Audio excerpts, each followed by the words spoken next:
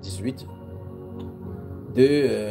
Notez, notez 1 Samuel chapitre 17. 1 Samuel chapitre 17. Vous y êtes. Dans ce 1 Samuel chapitre 17, tout ce que ça me dit là, dans les explications futuristes, on va revenir dans ce même passage pour que je puisse prendre des choses d'abord pour pouvoir bien accentuer là-dessus. Parce que vous avez besoin de peaufiner votre foi. La foi a besoin d'être polie. Il y a des corrections qu'on doit amener dans les enseignements sur la croyance au Seigneur Jésus. Vous devez savoir en qui vous avez cru, comment vous avez cru. Si quelque chose est vraiment entré, s'il y a une sémence à l'intérieur de vous particulièrement. S'il y a une semence là-bas, qu'est-ce qui trouve que la semence ne produit pas?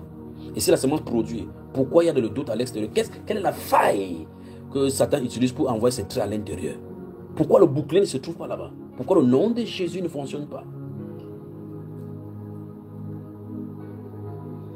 Bienvenue dans sa sainte présence. Bienvenue dans sa sainte présence. 1 Samuel chapitre 17. Voici les meilleurs moments de ma vie. Pas les trucs de prophétie. Les prophéties, ça fatigue. L'autre aussi, ça donne encore l'énergie plutôt. Donc 1 Samuel chapitre 17, 2 Rois chapitre 18, ce qui est dit. Daniel chapitre 6. Actes des Apôtres chapitre 4.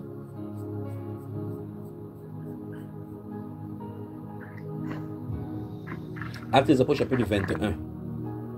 Donc, je vais paraphraser rapidement, expliquer ce qui se trouve dans ce passage-là.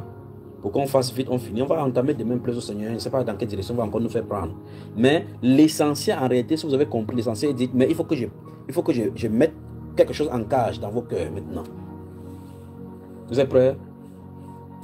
J'ai dit 1 Samuel chapitre 17, 2 Rois chapitre 18 et Daniel chapitre 6, chapitre 6, Actes des Apôtres chapitre 4, Actes chapitre 21. On pourra prendre encore beaucoup de choses, Jean chapitre 18, chapitre 19, ainsi de suite, ainsi de suite. Mais quand il va expliquer, vous allez comprendre de quoi il est question.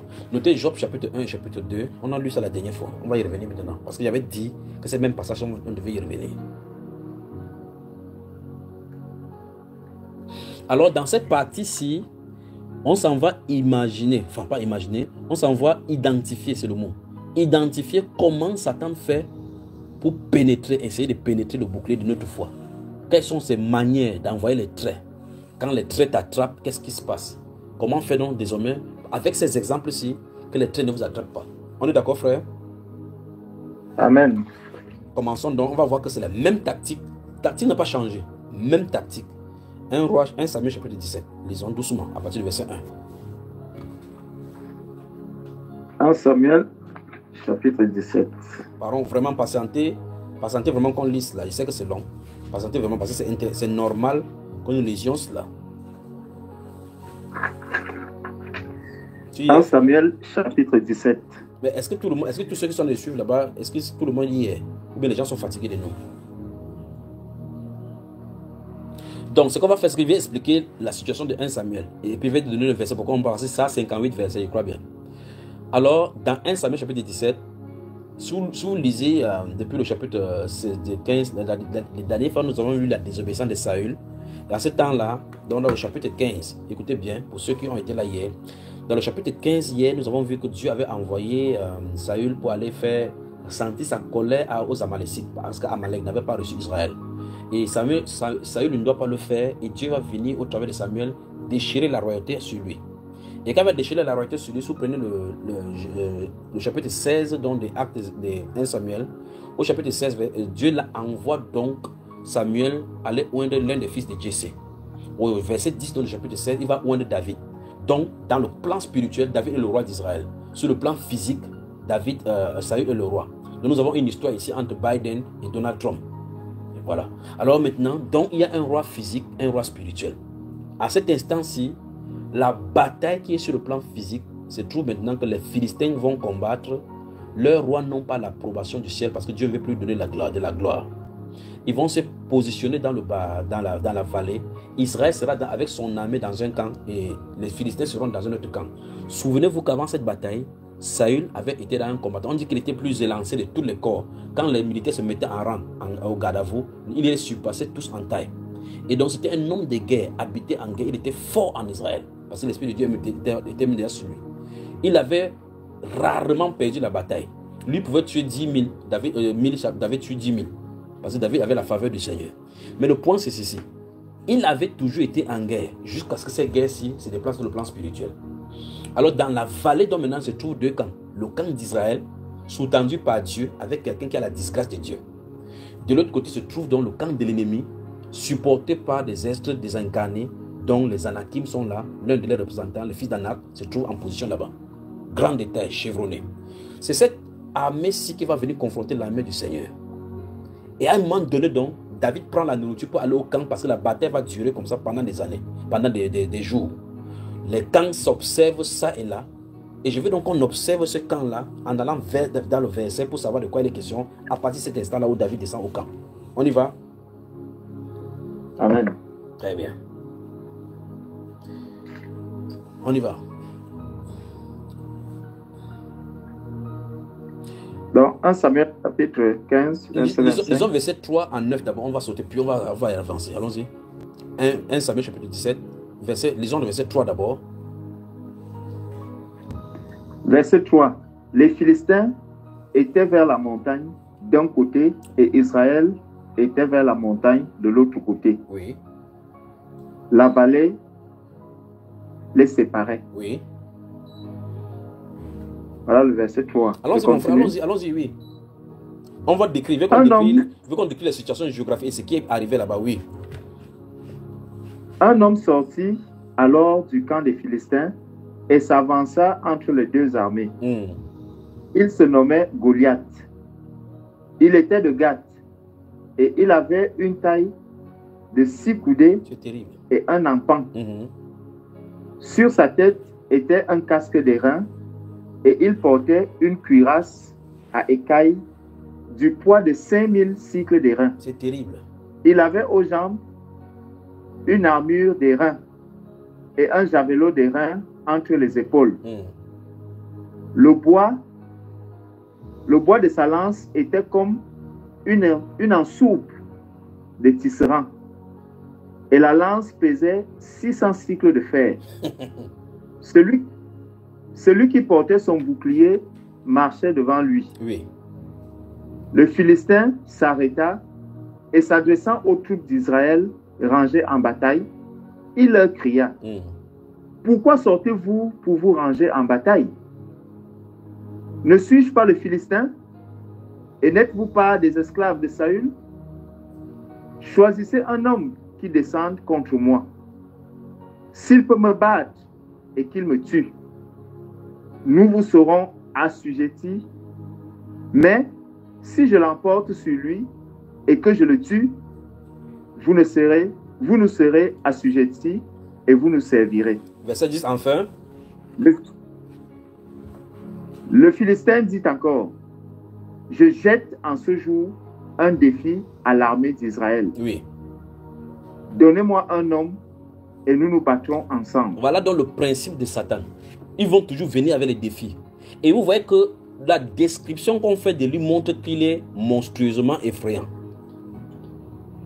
Et il vient de lancer le défi. Les paroles qu'il dit, c'est pour paralyser le camp d'adverse. Maintenant, ils sont de l'armée d'un côté, de l'autre côté, il y a aussi l'armée. Maintenant, il dit bien le but de ces paroles-ci, Satan envoie des paroles dans tes pensées. Ça, c'est le champ de bataille. Et maintenant, le champ de bataille se déplace. Le plus grand champ de bataille, c'est dans notre pensée. Quand tu vas aller prier pour quelqu'un, tu es sûr que ça va marcher. Le Philistin n'est pas loin. Hein? C'est lui qui vient de te parler comme ça. Les suggestions de l'ennemi. Et très souvent, nous acceptons les suggestions de l'ennemi. Pourquoi? Parce qu'on n'a pas le bouclier de la foi. Quand les suggestions entrent en nous et nous paralysent, c'est parce qu'il n'y a pas le bouclier de la foi. Celui en qui il n'y a pas de bouclier de la foi n'entend pas ces genres de suggestions-là. De toute façon, même si les suggestions viennent, ça ne lui fait absolument rien. Et nous allons voir que ce type-là se trouve développé ici. Dès que Saul et l'armée d'Israël ont entendu ça, la paralysie est entrée. Verset 11. Verset 11. Saül et tout Israël entendirent ces paroles du Philistin. Oui. Et il fut effrayé et saisi d'une grande crainte. Vous avez entendu ça? Donc, ce qu'on entend, qui semble contraire à la promesse de Dieu dans nos vies, si nous lui prêtons attention, ça nous paralyse. Alors, on doit prêter attention pour ne pas entendre les voix de l'ennemi Mais nous devons prêter attention pour garder la foi ferme dans les promesses de Dieu. Donc très souvent, les gens viennent à Christ, marchent avec Christ, mais sont plus assujettis aux suggestions de l'ennemi par rapport à la promesse de leur Père. Quand bien même la Bible déclare, ne tourne pas les regards inquiets et ne crains rien. Je suis avec toi. Il va encore poser la question que Seigneur, tu ne vois pas comment l'autre est mort là-bas. L'autre est là-bas aussi. Mon grand-père, ça ne va pas là-bas. Je suis demeuré seul. Seigneur, est-ce que tu vois? Or, il a dit dans la parole, ne crains point. Or, dans ces Éphésiens chapitre 6 que nous lisons, il a dit, prenez aussi l'épée de l'esprit qui est la parole de Dieu. C'est-à-dire que le couteau, ou bien encore la machette avec laquelle l'esprit travaille, c'est la parole. Et pas n'importe quelle parole, la parole que Dieu a prononcée. N'est-ce pas, frère? Amen. Donc, après le bouclier de la foi, vient là, l'épée de l'esprit. La parole. Donc, tu prends Jésus, tu mets, et tu prononces les paroles que Jésus a prononcées. C'est ça qui marche. Pas ta parole. Oh, tu ne peux rien me faire, je suis beau. Tu es beau plus que qui? La Bible déclare qu'il n'y a personne qui est beau comme Satan. Donc, ce n'est pas pour tes beaux yeux que le démon fuit. C'est à cause de la parole de Dieu qui est loin de l'esprit. Vous comprenez cela? Donc, dans ce Éphésiens chapitre 6 là, il dit qu'après avoir pris le bouclier de la foi, il faut prendre aussi l'épée de l'esprit qui est la parole de Dieu. Regardez vers l'esprit qui est la parole de Dieu. Ça veut dire qu'on ne peut pas combattre l'ennemi avec sa propre parole. Parce que ta propre parole n'a pas de fait dans l'univers. C'est le fait qu'on se dresse avec la parole de Dieu qui a été dite. C'est derrière les promesses de Dieu que se trouve la victoire. Amen, amen. Tu ne peux pas dire à une demande que regarde-moi, tu me connais même. Mon père était pasteur. Et puis ça fait quoi? Le premier pasteur là, des brebis, là, Adam, il n'a pas vaincu dans le jardin. Jusqu'à lui prendre toute la possession, nous mettre les problèmes comme ça. Mais on va suivre David ici dans le principe spirituel pour la victoire dans le combat spirituel. On va suivre ces principes. C'est David, avec Christ en lui, qui développe tout ceci. Maintenant, suivons David. Allons-y. Verset 12, on va lire le verset 12 et on va travailler. On va sauter. Or, David était fils de cet Ephratien de Bethléem, de Juda, nommé Isaïe, qui avait 8 fils, et qui du temps de Saül était vieux, avancé en âge. Très bien. Maintenant, allons-y au verset 20 maintenant. Verset 20. Oui. David se leva de bon matin. Oui. Il laissa les brebis à un gardien. S'il te plaît, les bien-aimés qui sont de mes côtés dans le monde, ils sont allés vite comme ça parce que il s'est fait tard, beaucoup de personnes vont aller au travail demain. C'est pour ça que ça me fait un genre. Donc c'est pour ça qu'ils sautent comme ça. Quand vous aurez le temps, lisez tout ce chapitre-là pour bien appréhender ce qu'on a envie de dire. Allons-y, verset 20. Allons-y, mon frère. Verset 20. David se leva de bon matin. Il laissa les brebis à un gardien, prit sa charge et partit, comme Isaïe le lui avait ordonné. Lorsqu'il arriva au camp, l'armée était en marche pour se ranger en bataille et poussait des cris de guerre. Israël et les Philistins se formèrent en bataille, armée contre armée. Stoppons là-bas. Attends d'abord. Attends. La Bible déclare que quand David s'est levé de bon matin, il a laissé les brebis à un gardien et puis il a pris sa charge pour partir, comme Isaïe, son papa, lui avait ordonné. Il dit que lorsqu'il est arrivé au camp, l'armée était en marche pour se ranger en bataille et pousser des cris de guerre. Le valet les séparait. Ils sont de l'autre côté. C'est le pentecôtiste, ça. Il se met là. Il n'y a pas de problème. Tout le combat s'attend là-bas. Tu entends cela? Ils étaient là-bas dans le bruit. Vous faisiez le bruit. En tout cas, on va voir très bien comment, après le bruit, maintenant, quand le combat va commencer. Ça veut dire que les gars, c'est fortifié. Ils s'est fortifié pour t'amener, pour garder le temps. Tourne-toi au combat. Oh non, on récite le verset biblique. Tu te souviens, la dernière fois, on allait là-bas à Gaza, on a renversé les gens. Oui, fini. Il y a Goliath qui t'attend. Donc, il parlait en langue ici, là. Prophétisait. Tu faisais monter les biceps comme ça, là. Faisais les pompes comme ça. Tu finis de faire les pompes spirituelles. Galvaniser maintenant. Tu récites les versets bibliques que tu connais. Fini. Les versets bibliques doivent s'appliquer là-bas. On dit quoi? On dit qu'il était en marche. Lorsqu'il arrive au camp, quand David est arrivé au camp, l'armée était en marche pour se ranger en bataille. Mais ils étaient là-bas depuis, non? On a dit tout à l'heure que le fils est venu en face d'eux pour parler, pour jeter le propre sur eux, non? On dit pousser des cris de guerre. Wanta qui va avancer alors? Qui va avancer? Il a juste dit, il dit avancez-moi un homme ici là. Qui va partir? Personne ne va partir. Ils sont sortis de l'école chevronnée avec des grades. Ils avaient les grades là-bas avec les médailles fortes sur eux comme ça là. Médailles d'honneur et de bravoure. Va faire la bravoure là-bas. Continue la lecture, mon frère. Donc, verset 21. Israël et les Philistins se formèrent en bataille, armée contre armée. Oui. David remit les objets qu'il portait entre les mains du gardien des bagages et courut vers les rangs de l'armée. Aussitôt arrivé, il demanda à ses frères comment ils se portaient. Tandis qu'il parlait avec eux, voici le Philistin de Gath, nommé Goliath, s'avança entre les deux armées, hors des rangs des Philistins. Il tint les mêmes discours que précédemment et David les entendit. Stop. C'est là où ça commence à être intéressant. On dit qu'il tient le même discours que précédemment. C'est-à-dire que comme on a lu précédemment en haut là, où il est venu, il dit que mais vous êtes ici. Il dit je vous lance, vous êtes l'armée d'Israël, non? Je vous lance un défi, choisissez un homme qui combat. On dit il a tenu le même discours. Et chaque fois qu'il tient ce discours-là, ce qui arrive aux gens qui n'ont pas l'expérience avec Dieu, c'est la peur. Parce qu'il ne sait pas sur quoi compter. Quand les yeux regardent la forme de son casque, le taux d'airain qu'on a fait pour composer son bouclier, ce qui est à ses pieds, le truc qui est comme le tisserand, le bouclier qui est entre ses mains, chacun tremble seulement. Parce que tu ne sais pas, avec la technique des batailles que vous avez fait, qu'on a enseigné à leur école de guerre, on n'avait pas vu notre catégorie là. Maintenant, ils sont maintenant limités par rapport à comment confronter ces gens d'ennemis. Il faut redéfinir leur formation de l'école de guerre. Alors la stratégie des militaires sur la terre peut changer. Mais Dieu a la stratégie spontanée pour toute bataille. Amen.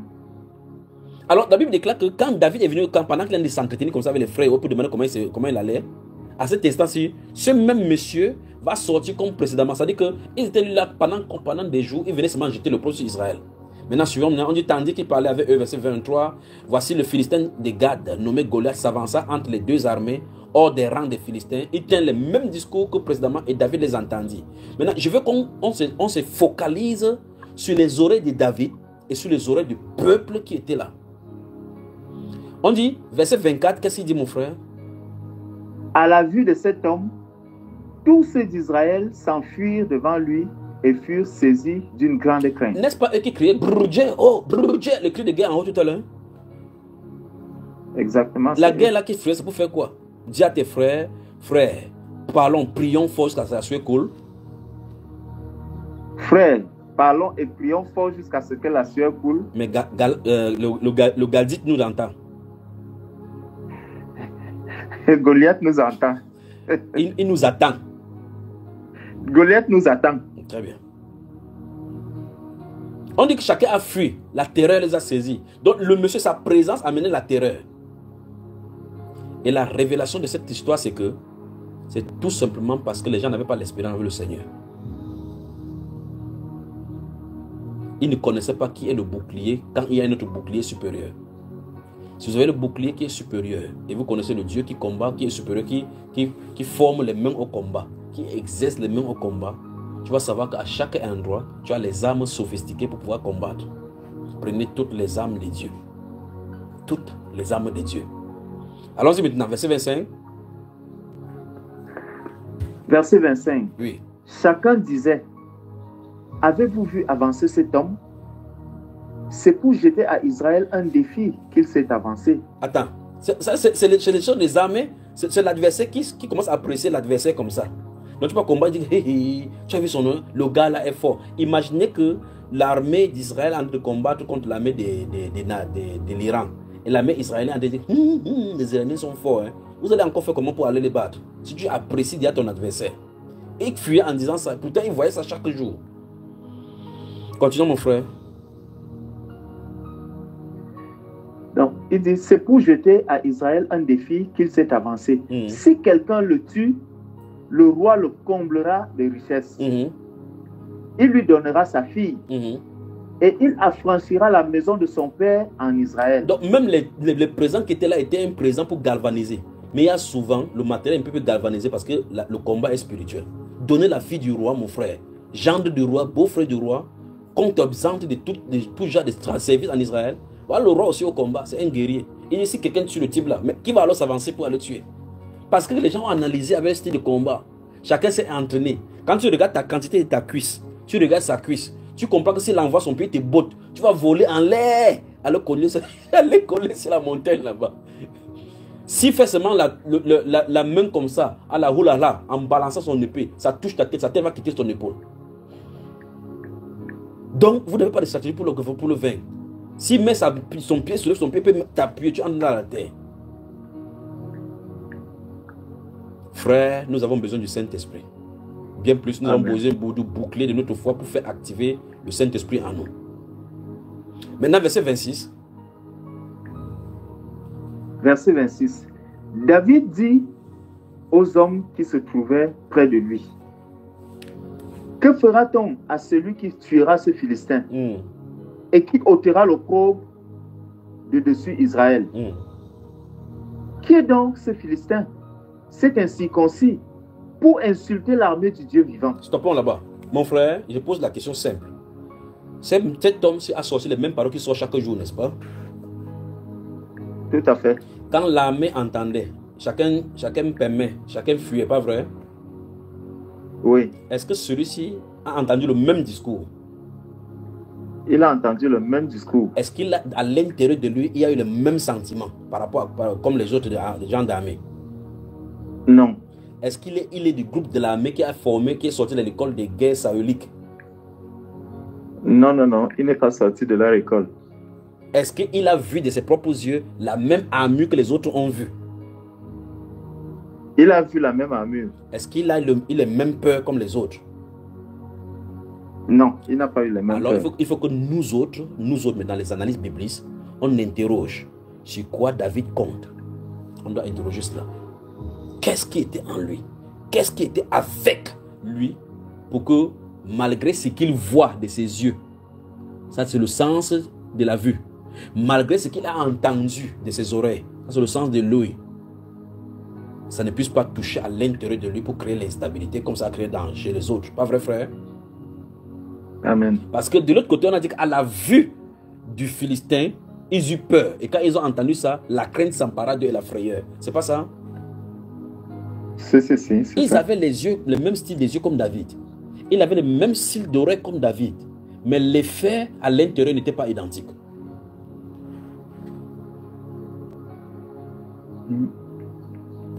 Ils étaient dans le même environnement, vivant les mêmes réalités physiques, mais pas les mêmes réalités internes. Pas les mêmes réalités internes. Okay. Continuons. Allez. Verset 27. Le peuple, répétant les mêmes choses, lui dit: c'est ainsi que l'on fera à celui qui le tuera. Eliab, son frère aîné, qu'il avait entendu parler à ses hommes, fut enflammé de colère contre David. Et il dit: pourquoi es-tu descendu? Et à qui as-tu laissé ce peu de brebis dans le désert? Je connais ton orgueil et la malice de ton cœur. Tu parles. C'est pour voir la bataille que tu es descendu. David répondit: qu'ai-je donc fait? Ne puis-je pas parler ainsi? Et il se détourna de lui pour s'adresser à un autre. Stop. Donc dans notre environnement, quand l'heure de la manifestation de la gloire, où nous devons marcher dans la foi, il y aura les obstacles, il y aura les scientifismes, il y aura le cartésianisme qui vont te donner des raisonnements pour dire: hein, toi tu es un enfant, ta place est par là-bas. Tu ne dois pas faire comme ça, c'est pour les pasteurs. Ça c'est le niveau de frère junior.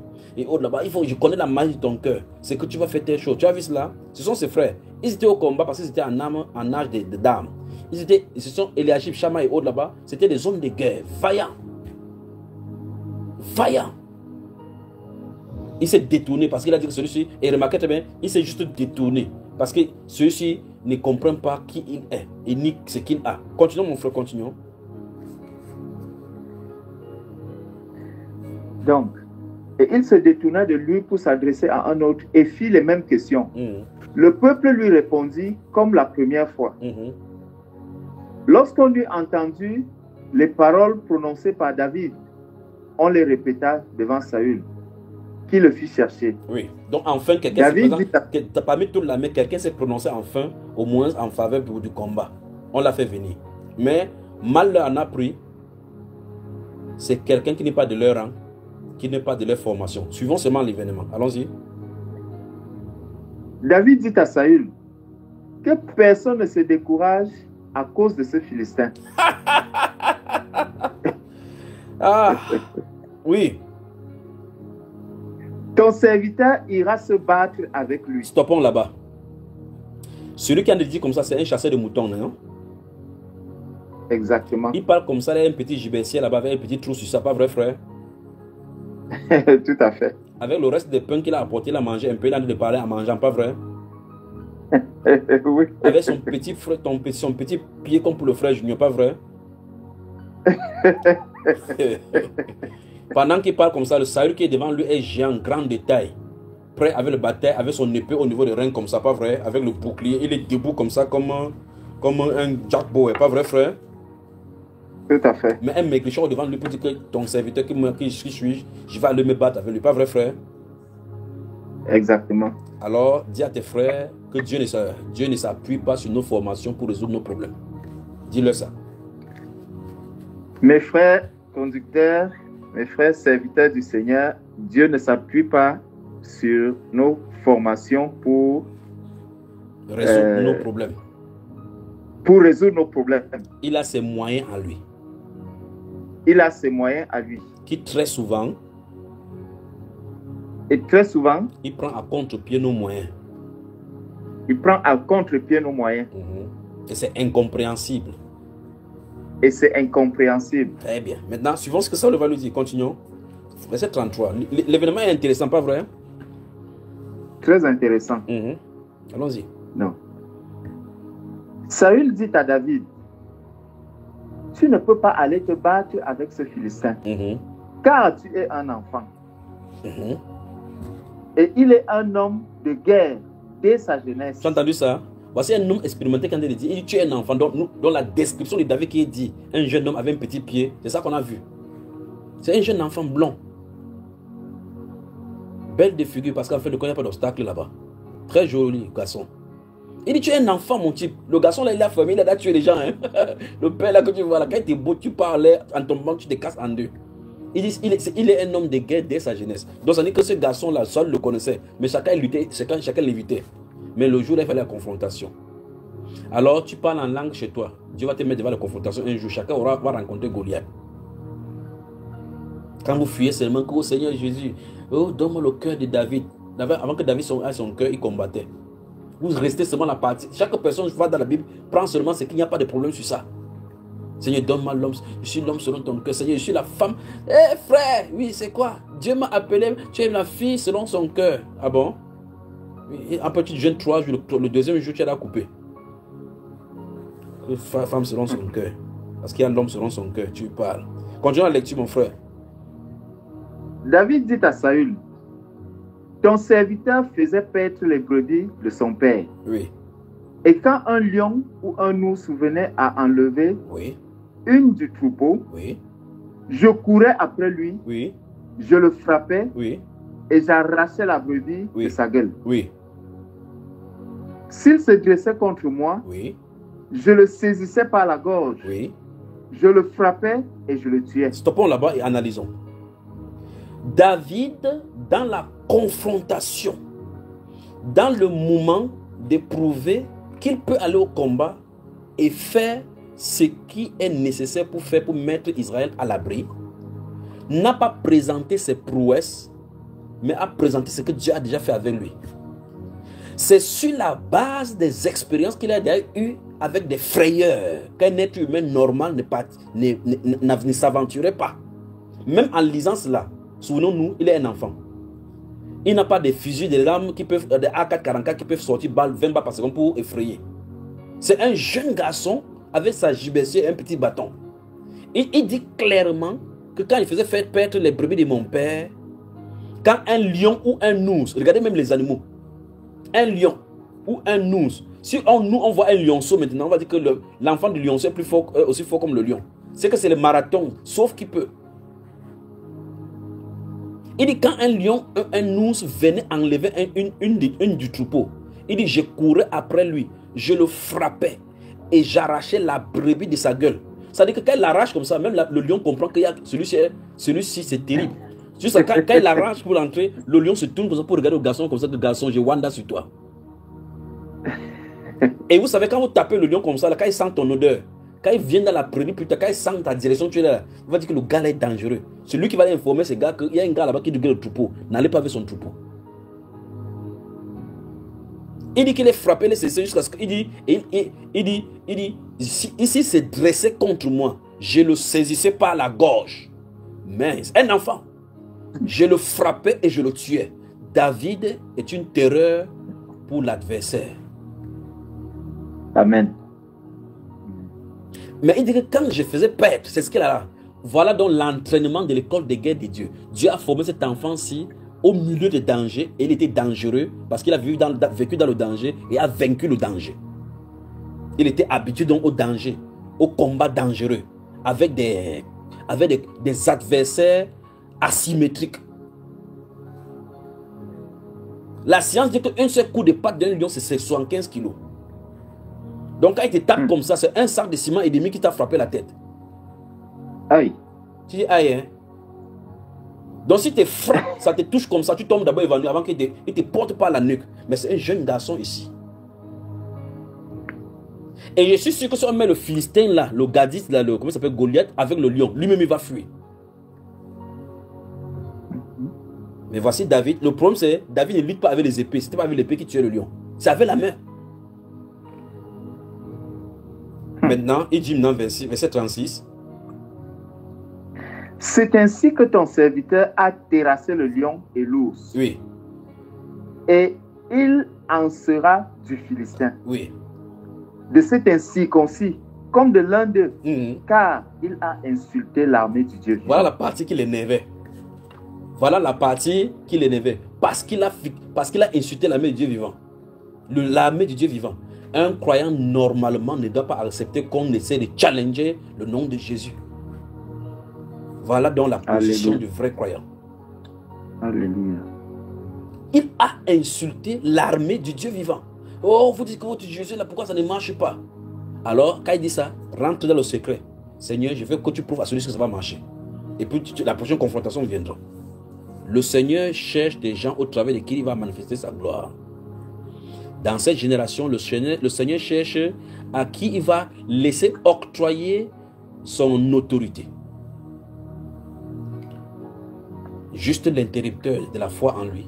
Et ça coule comme le robinet. Et les autres en profitent. Ne restons pas éternellement au biberon. Ne restons pas éternellement au lait.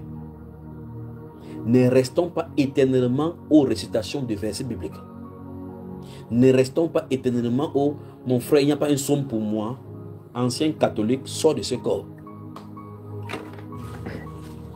Vous êtes des combattants, des gouvernants et des dominateurs, des ambassadeurs. Voilà les grands attributs du temps de la fin. Amen. Alors ce soir, je vais dire à quelqu'un qui m'écoute ce soir que tu dois être fatigué de l'état spirituel que tu es. Ce soir, tu dois prendre position. Que je ne compte pas sur un homme pour que mon état spirituel sorte de l'œuf. Ce soir, je suis un aigle, je dois voler haut pour rencontrer le grand aigle. Seigneur, je veux une expérience avec toi qui va me permettre de me mettre devant le défi et de témoigner que ton nom fonctionne. Oh Seigneur.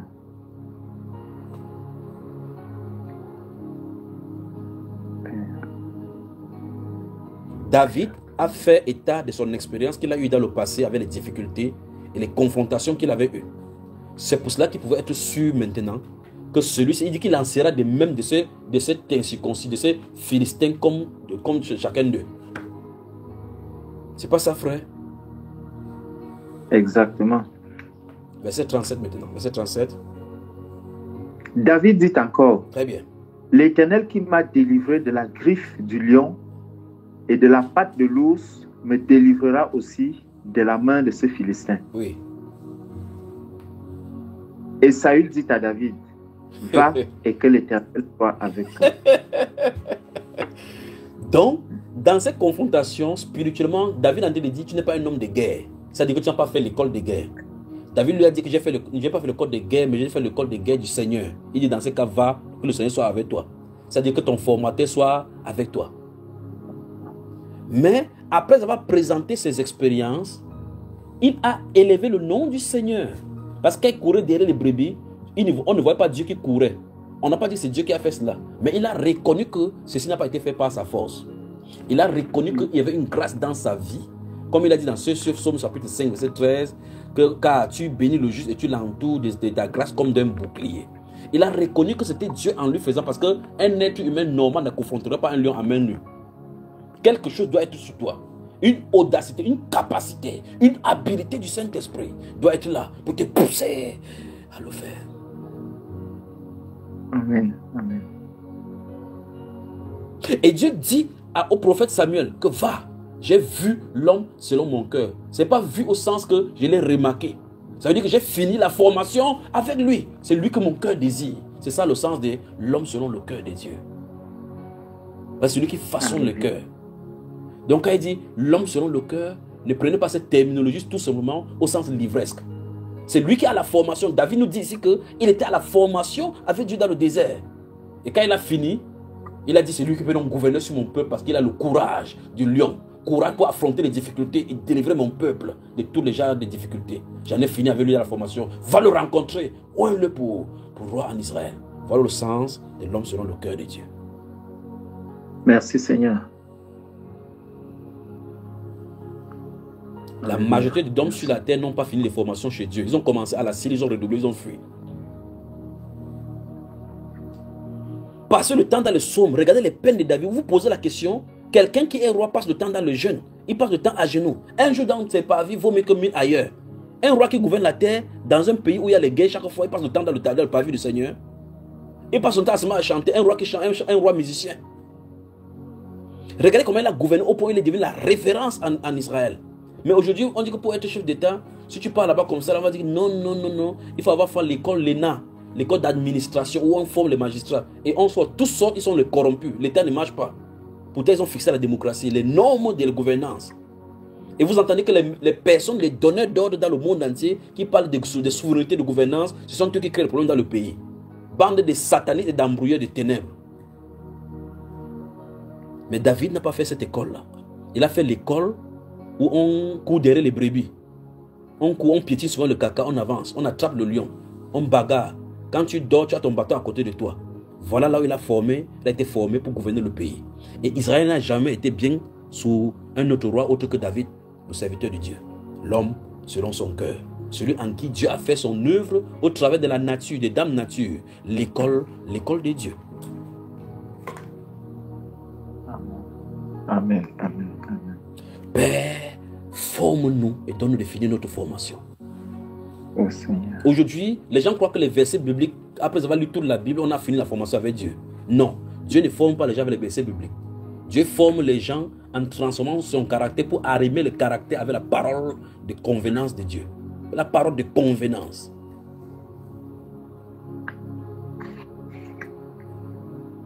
Que Dieu nous vienne en aide. Oh, j'ai fini de lire la Bible 7 fois. Par année, je lis ça 3 fois. Satan lit ça depuis des éternités. Il connaît verset après verset ce qui te concerne. Alors, ce n'est pas lire la Bible qui est le problème. Même si tu mémorises, ce n'est pas ça le problème. Le problème, c'est est-ce que le bouclier de la foi est ferme devant toi? Est-ce que tu es ferme dans la profession de la foi que tu professes, que tu confesses? La marche chrétienne ne consiste pas à bavader, mais à tenir ferme, l'habilité à tenir ferme dans ce que tu dis. Que ce que tu dis de ta bouche, ce que tu confesses de ta bouche ne soit pas différent dans les actes, ni dans le cœur. Parce que quand tu confesses Jésus-Christ en vérité dans le cœur, autour de toi se trouve la lumière du Seigneur englobée. Lorsqu'on te voit dans le spirituel, on voit cette lumière émaner de toi. Parce que tu as la foi authentique. Mais si tu n'as pas ça, la peur amène les puissants des ténèbres. C'est l'atmosphère grise qui est autour de toi. À partir de là, on peut lire pour savoir si tu crois ou pas. Un démon change sa tête devant le serpent, directement, tu tombes évanoui.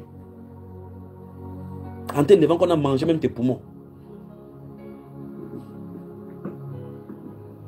Seigneur, quand je dors, m'appuie mon cou, je ne parviens pas à respirer. Tu partais chercher quoi? Pendant que les gens dorment, ils sont au ciel, ils suivent des choses, toi tu es au cimetière. Les démons me poursuivent. Le temps, l'air a changé et nous sommes basculés dans le moment de la manifestation des fils. Et que vous l'admettez ou non, vous êtes dans le combat spirituel. Vous serez amenés à combattre. Et ce soir, je vous ordonne au nom de Jésus de vous réveiller promptement à l'intérieur et de prendre votre position de combattant victorieux. De ne point fléchir face à l'ennemi, face à l'adversité. Quelle que soit l'adversité qui se présente, nous avons de la victoire. Car le Seigneur nous a donné l'autorité de marcher sur eux, de dominer, de gouverner sur eux. Ils sont sous nos pieds, pas face à face de nous.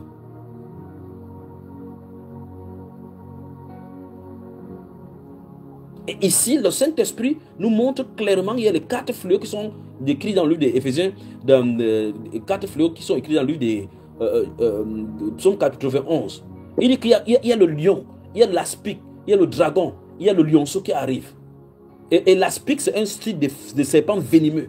Il nous a dit, je vous ai donné le pouvoir de marcher sur le serpent, sur le scorpion et sur toute la puissance de l'ennemi. Et rien ne pourra nous nuire. Oh Seigneur, le voisin est tombé. Oh, telle personne est morte. Telle autre personne est morte. Seigneur, pardon, qu'est-ce que tu vas faire? Pardon. Ce n'est pas le pardon qui tient. C'est le bouclier de la foi. Moi et ma maison, nous servirons le Seigneur. Que 1000 tombent à mon côté, 10 000 à ma droite, ce ne serait pas atteint. Ça doit être ferme en toi. Ça ne doit pas être seulement la récitation. Oh, si quelqu'un vient t'évangéliser à la maison, que si tu ne fais pas la vaccination, tu vas mourir. Dis, oh mon cher ami, ma maison n'est pas la maison de la mort. Tu es fermé de sortir d'ici. Ici, c'est la vie éternelle. J'ai la vie en moi. Et personne avec la mort ne s'approche de moi. Dégage d'ici. Oh non, c'est ma mère, c'est ma mère. C'est pas ta mère. C'est Satan qui a de parler au travers de lui comme il parlait au travers de la femme de Job, mon cher ami. Qu'est-ce? Il veut t'effrayer pour faire chemin à la peur. Comme il est passé ici par Goliath pour lancer la peur. Lancer la zizanie dans le cœur des Israéliens. Il faut fermer tes oreilles à toutes les sirènes qui peuvent amener la peur. C'est la seule façon pour contrer ces velléités de l'ennemi. Tenir ferme dans les expériences passées. Les expériences passées sont des gouvernails pour te forger dans une foi inébranlable dans les prochaines épreuves.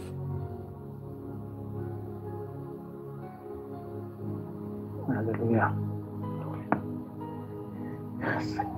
Continue la lecture, mon frère.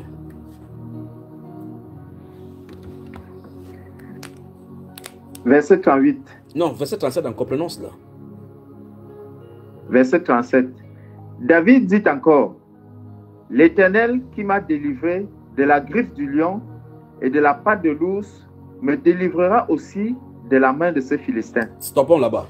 Donc, nous voyons que lorsque David est amené à présenter ses victoires et ses prouesses devant David, devant le roi Saül, il a reconnu que c'était Dieu faisant en lui. Très souvent, les choses que nous avons dans le passé, les victoires que nous engageons dans le passé, nous mettons l'accent sur notre prouesse et notre démonstration de force. Nous n'apprécions pas Dieu dans ces choses. Et par conséquent, nous ne pouvons pas compter sur lui dans le futur. David dit ici clairement que dans le passé, c'est Dieu qui a fait. Ici aussi, il me délivrera. Donc, avec l'expérience du passé, il a été forgé une confiance inébranlable au Seigneur. Il est donc sûr que celui qui a fait dans le passé, il le fera. Alors la question c'est, est-ce que vous analysez vos vies passées, vos vies de maintenant? Et est-ce que vous voyez la main de Dieu dans chaque domaine de vos vies? Est-ce que vous voyez les victoires que Dieu vous accorde? Si oui, est-ce que vous l'appréciez comme tel en lui disant merci? Regardez tous les psaumes où il a chanté la gloire de Dieu dans le combat. Je te chanterai chaque jour sur les livres à 10 cordes. Que tout ce qui respire loue l'Éternel, car il m'a fait du bien. Il m'a délivré. Que Israël le dise, sa miséricorde Dieu a toujours. Vous voyez comment il chante? Je l'ai invoqué, il m'a répondu. Je chanterai ses louanges. Ses louanges seront dans ma bouche d'éternité. Quand l'ennemi s'est trouvé contre moi, le très haut fit retentir son tonnerre, dispersa mes ennemis. Suivez-nous ce qu'il fait.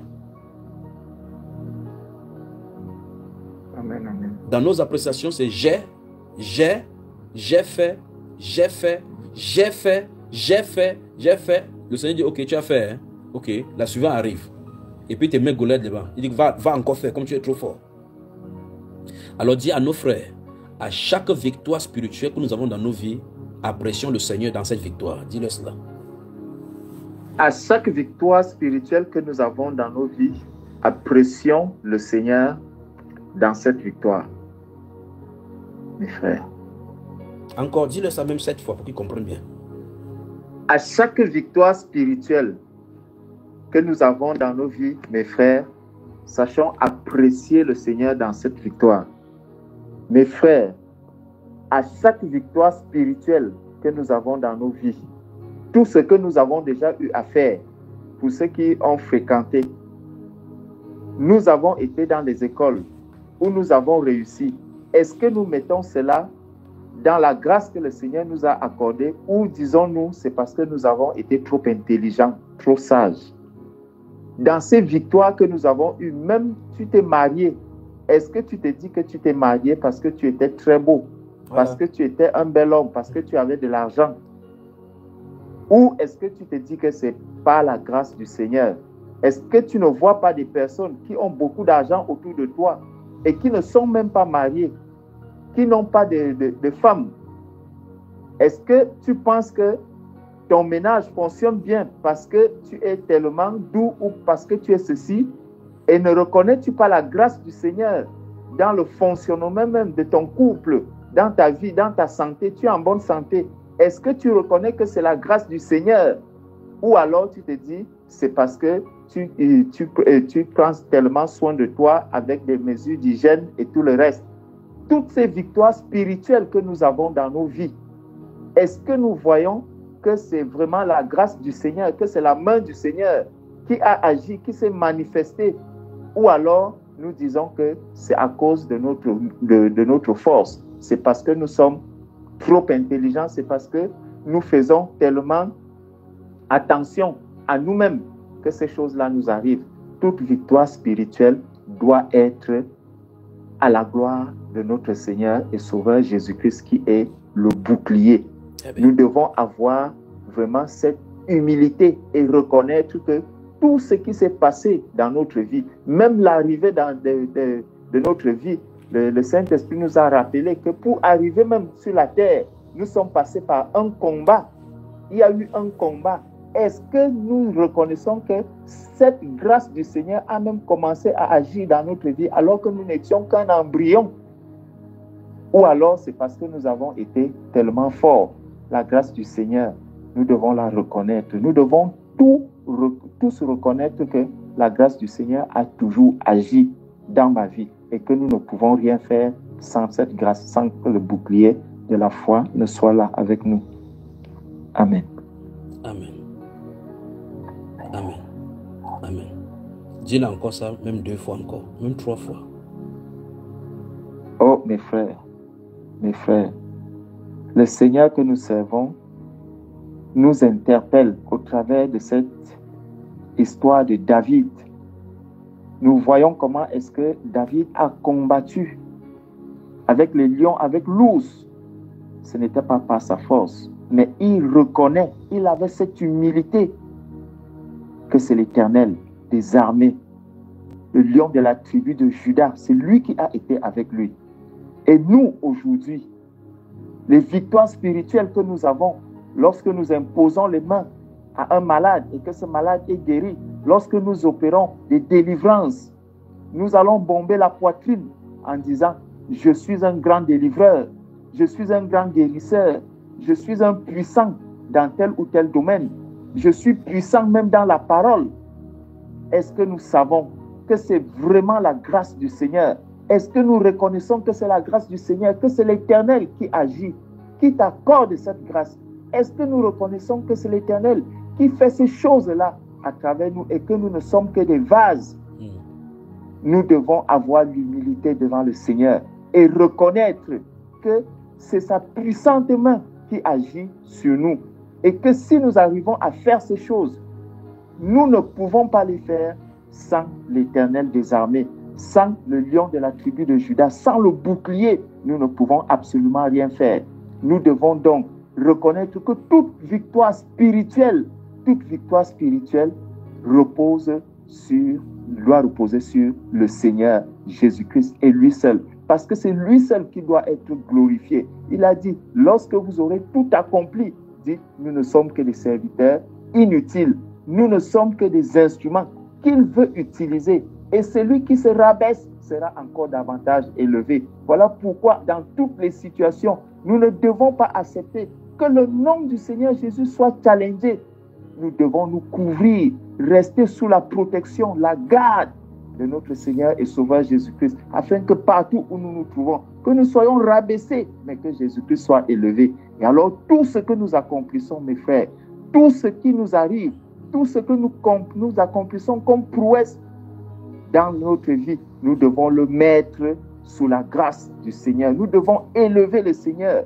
Évitons que nous puissions être élevés par les hommes, parce que les hommes peuvent nous pousser à vouloir prendre la gloire du Seigneur, mais laissons le Seigneur être glorifié dans tout acte que nous posons, dans toute victoire spirituelle. Laissons le Seigneur Jésus-Christ être élevé et glorifié dans notre vie et dans notre marche, mes frères. Amen. Amen.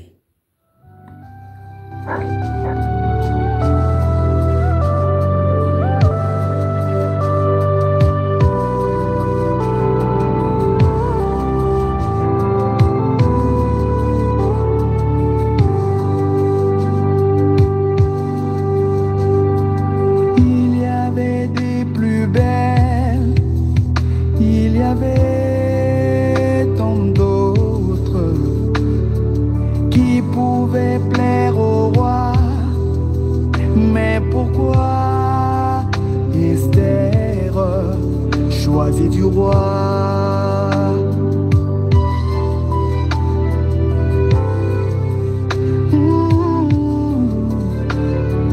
Il y avait plusieurs peuples, il y avait tant d'autres, plus puissants et célèbres. Mais pourquoi Israël, choisi de Dieu?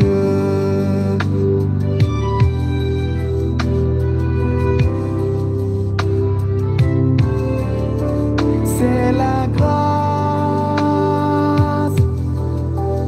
une grâce que Dieu fait à qui il veut, et l'apprend à aimer ce message. Ce message qui vient délivrer les captifs et donnant la voix de l'enlèvement.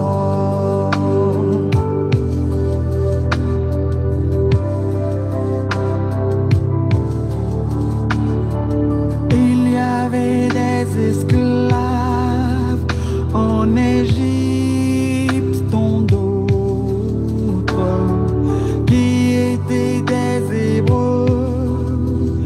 Mais pourquoi Moïse, choisi de Dieu?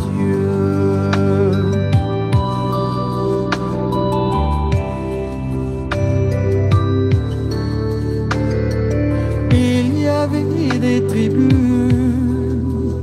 il y avait beaucoup d'autres, des guerriers très robustes. Mais pourquoi la lignée de Judas?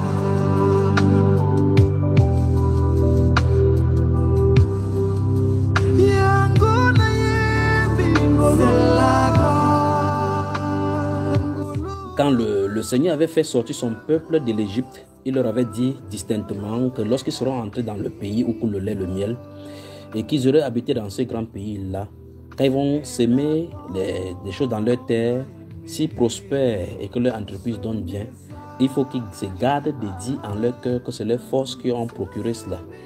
Parce que le Seigneur ne tolérera pas cela, parce que ce sera de l'orgueil.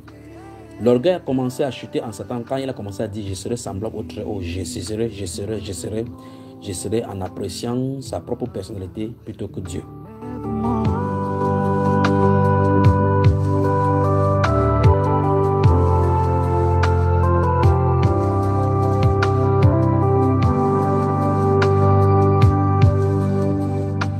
Alors, peuple de Dieu, pendant ces quelques secondes que nous allons passer, appréciez Dieu dans vos vies. Regardez, si vous avez fréquenté jusqu'à ce niveau, il y a des personnes qui n'ont pas pu fréquenter. Si vous êtes encore en vie jusqu'à maintenant, il y a des gens que vous connaissez qui sont morts depuis. Qu'avez-vous fait pour mériter et qu'avez-vous fait, qu'ont-ils fait pour mériter de mourir? Et vous êtes là, c'est par la grâce. Amen.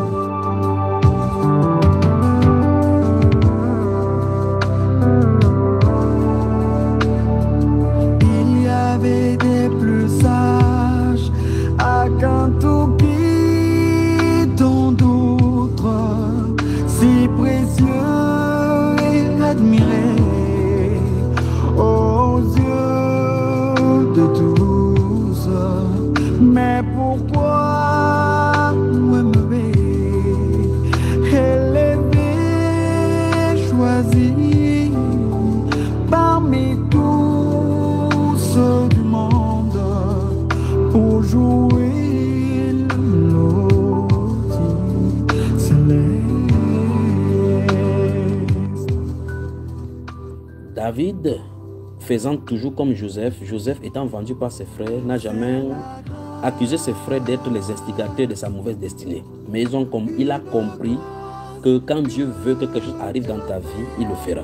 Que toute personne, quand tu es du côté du Seigneur, il fait concourir le bien en ton mal. Tous les mal qu'on pouvait faire en ton bien. Il faut juste rester sous sa grâce. Et pendant que ses frères se lamentaient dans Genèse chapitre 50, verset 20, il a dit, ne vous inquiétez pas, ne vous lamentez pas, c'est Dieu qui m'a envoyé au devant de vous.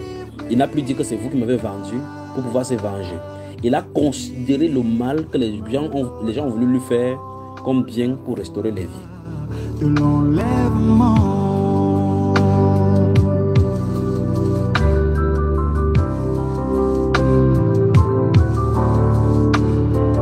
Aujourd'hui, plein d'églises dans le monde, tant d'autres faisant des grands miracles, tout au nom de Jésus. Mais pourquoi toi, l'épouse, si petite? Père, au nom du Seigneur Jésus, je viens ici, au Père de gloire, apprécier ta direction dans nos vies. Apprécier, au Dieu de gloire, tes capacités dans nos vies. Apprécier, au Père de gloire, tous ces bien-aimés dans le monde entier. Seigneur, je te rends grâce pour leur vie, pour chacune de nos vies ici, Père. Tu as permis pour les uns, pour les autres, Père de gloire, que les difficultés puissent être dans leur vie afin qu'ils soient attirés à toi et qu'ils soient même en train de t'écouter maintenant durant ces moments merveilleux. Seigneur, ça fait plus de 6 heures que nous sommes ensemble. Ils sont là écoutant. Pas parce que je suis un homme, parce que je suis habile, Père de gloire, dans le langage, mais parce qu'ils reconnaissent la grâce qui est là. Seigneur, merci de m'avoir donné la grâce, Père de gloire, d'être à tes pieds. Merci, Père de gloire. Alors que les gens sont dans diverses dissolutions, tu nous donnes de nous délecter à ta table. Ce n'est pas parce que nous le méritons, Père, parce que par ton choix souverain, nous te sommes reconnaissants. Reconnaissants, Père, pour nos enfants, nos frères, nos mères, nos sœurs. Reconnaissants, Père de gloire, pour nos emplois, les emplois que tu as donnés aux uns et aux autres. D'autres ont pris des transports en commun, d'autres ont marché dans leur voiture. Tu les as amenés à bon port. D'autres ont voyagé. Père de gloire, merci pour tout ce que tu fais dans nos vies.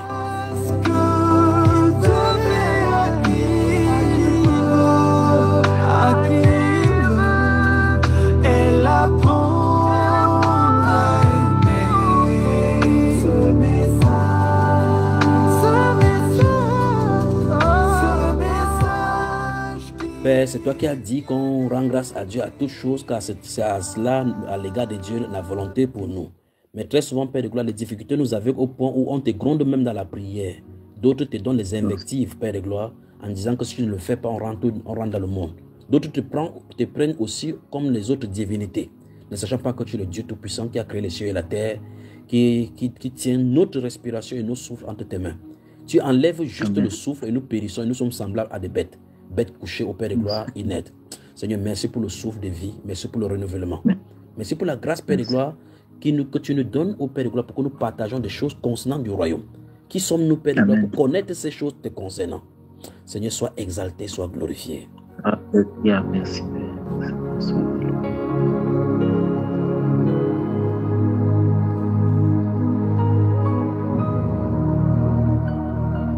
Alors, nous avons vu dans cette séquence que David a apprécié Dieu pour le passé Et ça lui a donné la sûreté, ou encore l'assurance, que comme Dieu a fait dans le passé, il va le faire.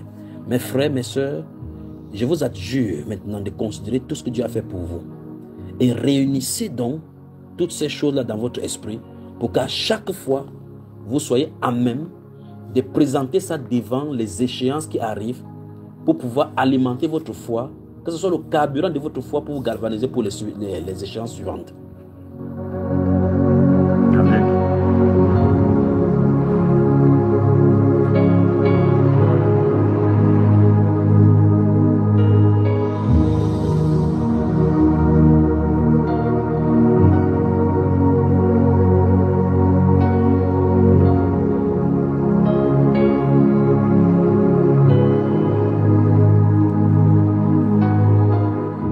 Alors mon frère, Oui, mon frère. allons-y dans le livre des Lamentations du prophète Jérémie. Donc ouvrez Jérémie, puis vous allez directement dans le livre des Lamentations. Au chapitre 3, on va voir quelque chose. Lamentation de Jérémie au chapitre 3. Lamentation de Jérémie, chapitre 3. Que le Seigneur bénisse tous ceux qui sont là encore jusqu'à cette heure-ci, alors qu'il est 2h55 ici dans ce studio. Que Dieu vous bénisse, que Dieu vous bénisse. J'ai dit quel livre déjà? Lamentation de Jérémie, chapitre 3. Très bien. Lis-nous le verset 19 à 23. Ou bien à 24 même. Allons-y. Quand je pense à ma détresse et à ma misère, à l'absinthe et au poison, quand mon âme s'en souvient, elle est abattue au-dedans de moi. Stoppons d'abord là-bas. Vous voyez cela? La Bible dit clairement que le problème de l'homme se trouve même à l'intérieur de lui. Jérémie dit ici que quand il pense à sa détresse, parce qu'il a les détresses arrivent. Quand il pense à sa détresse, quand il pense à sa misère, quand il pense à l'absinthe, l'absinthe c'est ce qui est amer à l'intérieur, les amertumes qui sont à l'intérieur. Il dit que dès qu'il met ses pensées sur ça, directement son âme est abattue. Vous allez voir quelqu'un que, même si vous riez n'importe comment, il ne parvient pas à rire. Parce qu'à l'intérieur, c'est abattu. Pourquoi? Les pensées portent toujours sur les mauvaises choses qui lui arrivent.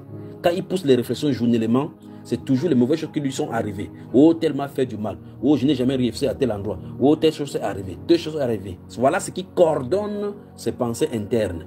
Maintenant, suivez ce qu'il va dire par la suite. Qu'est-ce qu'il dit? Voici ce que je veux repasser en mon cœur. Oui.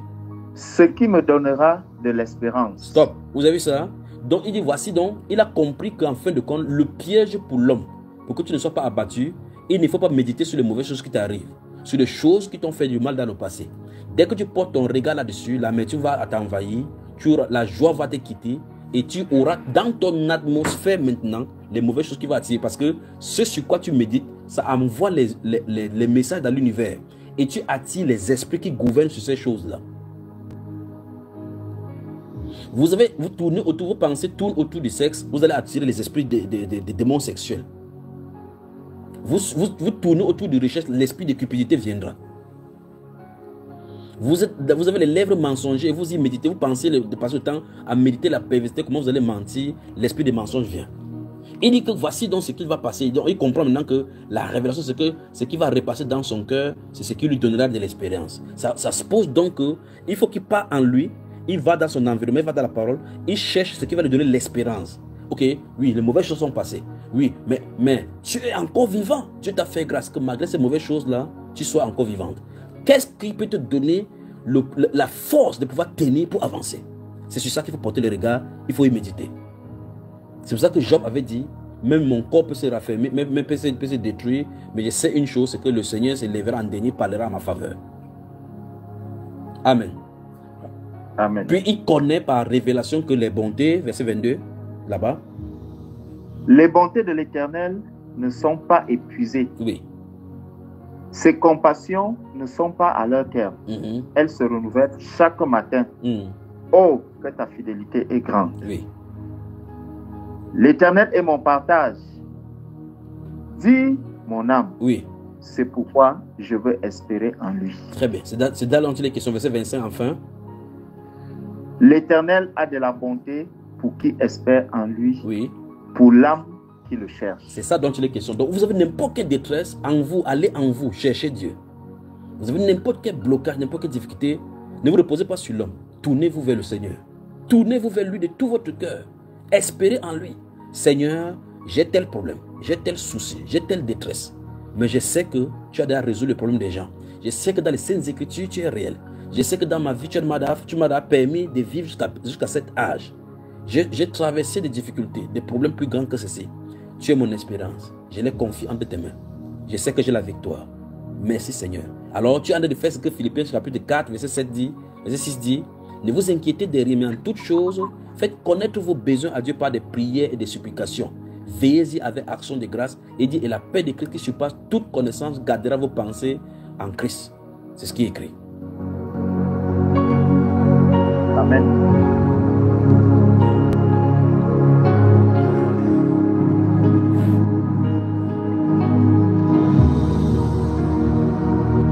Revenons donc dans notre lecture. J'espère qu'on va finir aujourd'hui. Nous sommes encore dans le livre de 1 Samuel, alors qu'on a encore un roi Ali, 2 rois Ali et Daniel.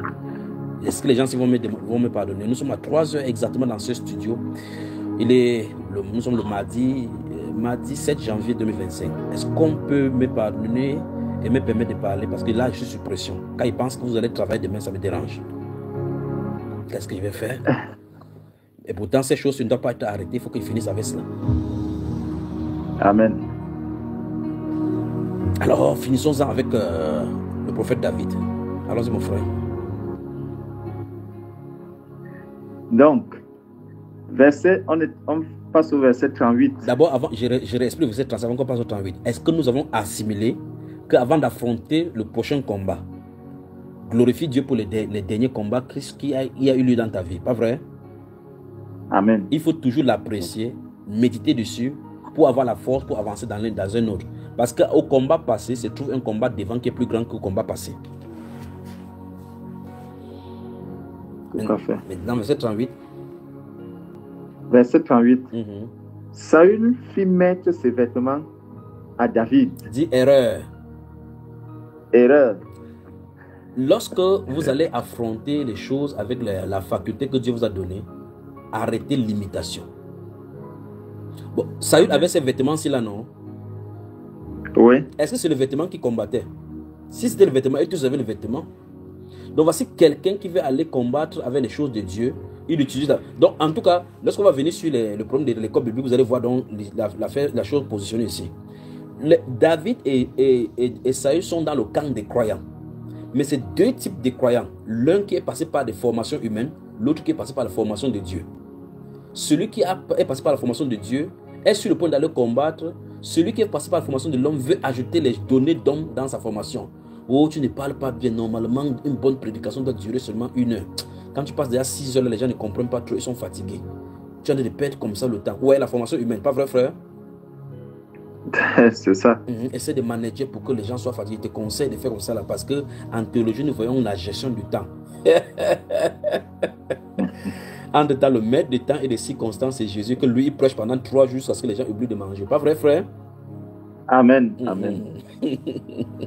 Alors, on dit ça, il lui fit porter ses vêtements. C'est-à-dire qu'il lui donne les habilités qui les protègent dans leur style de combat. Pourtant, il a reconnu que ce garçon, ce n'est pas un garçon de guerre. Donc, ce style de vêtements-ci, il n'a jamais porté. On ne lui a jamais donné une toge à l'issue de sa sortie de la formation théologique. Dans la formation théologique de David, il n'y a pas de toge qu'on donne. Dès que tu sors comme ça, on te met seulement dans le combat. De toute façon, le voilà qu'elle est sortie. C'est sa graduation comme ça là. Sa cérémonie de graduation, c'est comme ça là. C'est à partir d'ici qu'on va l'apprécier. Donc il a quitté le champ de la formation pour le champ de la victoire et la présentation. Voilà donc la formation. Voici la cérémonie de graduation de David. Mais eux, on ne sait pas comment ils ont fait pour aller à la formation parce qu'ils avaient tous les trucs, les couteaux, les trucs bien nettoyés, bien en place. Mais devant le combat spirituel, ils n'ont pas la victoire. La théologie n'a pas sa place dans le combat spirituel. Amen. Amen. Dans le combat spirituel, il faut la spontanéité du Saint-Esprit. Parce que le Saint-Esprit qui connaît l'âme à laquelle, l'âme et la connaissance du discernement des esprits qu'il faut faire, qu'il faut utiliser et ce qu'il faut faire contre ces esprits à cet instant-là. On n'apprend pas ça dans une école. Spontanément, tu dois savoir ce qu'il faut faire. C'est pour ça que vous allez voir dans les Saintes Écritures, Jésus dit à un lépreux que va te laver. L'autre dit, il les touche. Alors que c'est le même lèpre. Quelqu'un, il mouille le truc de sa langue, de ses salives pour faire la boue, pour mettre sur ses yeux, pour qu'il voie. À un autre, il dit, va, pendant qu'il part, il voit. Parce qu'il n'y a pas de limitation de solution pour lui.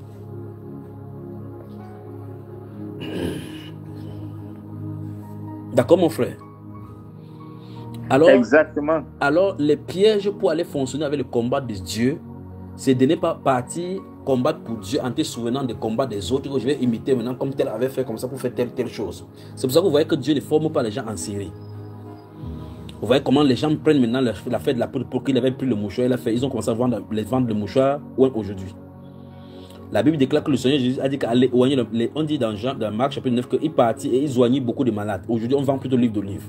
Donc partout, ils ont vu maintenant pour faire de l'argent. Oh, ils ne passent pas le temps à oigner, ils ne passent pas le temps à oigner. Que Dieu nous vienne en aide. Les solutions, comme on a vu dans ces Lamentations chapitre 3, là, que les bontés de l'Éternel ne sont pas épuisées. Donc il y a des millions de solutions pour lui, pour une même affaire. Vous pouvez avoir les mêmes céphalées, les mêmes hémorragies internes, il les résout de 1000 façons différentes. Alors, ici se trouve donc la faute, c'est-à-dire que les tentatives de pouvoir essayer Dieu dans ses stratégies.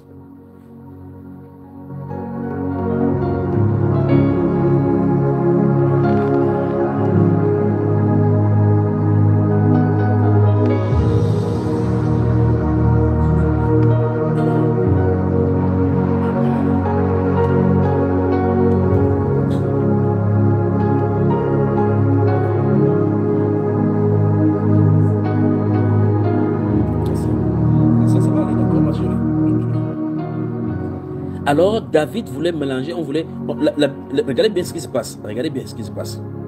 Si vous lisez bien ces versets, vous allez voir que ce n'est pas David qui a sollicité cela.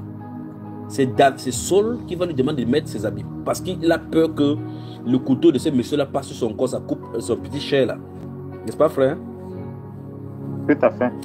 Maintenant, lisons maintenant versets 38 et 39.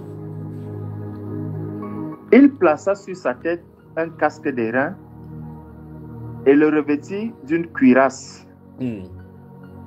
David ceignit l'épée de Saül par-dessus ses habits et voulut marcher car il n'avait pas encore essayé. Il a voulu marcher. Ça ne donnait pas. Oui, continue. Mais il dit à Saül, je ne puis pas marcher avec cette armure. Je n'y suis pas accoutumé. Il n'y a pas ça dans mon centre de formation. Il n'y avait pas le geste. Je ne suis pas habitué. Accoutumé, ça veut dire que je ne suis pas habitué. Je ne suis pas habitué avec ces choses-ci. Ça me restreint la marge. Ça me restreint la marge. Ça ne me permet pas de me déployer.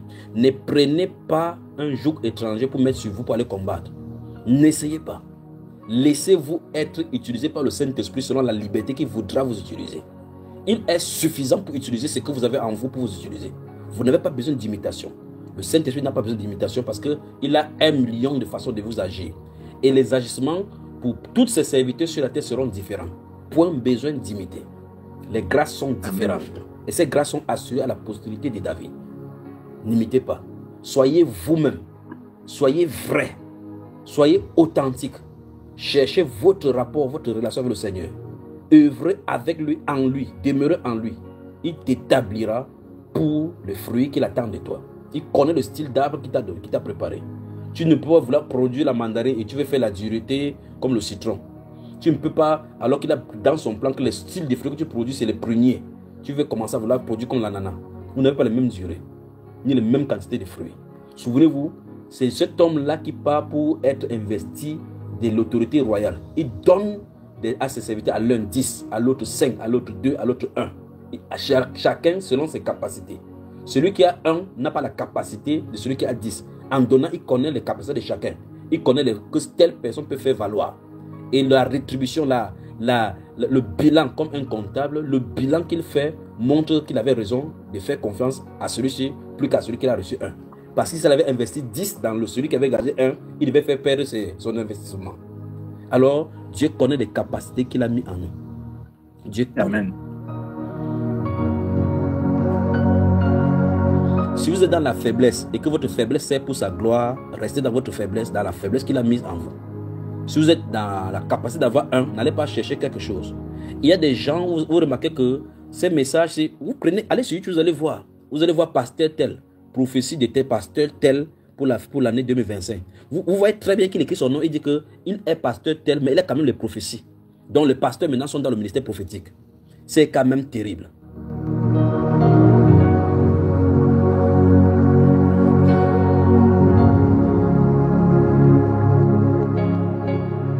Vous entendez que le pasteur tel-ci est désormais maintenant prophète, qu'il a quitté maintenant des pasteurs, il est prophète.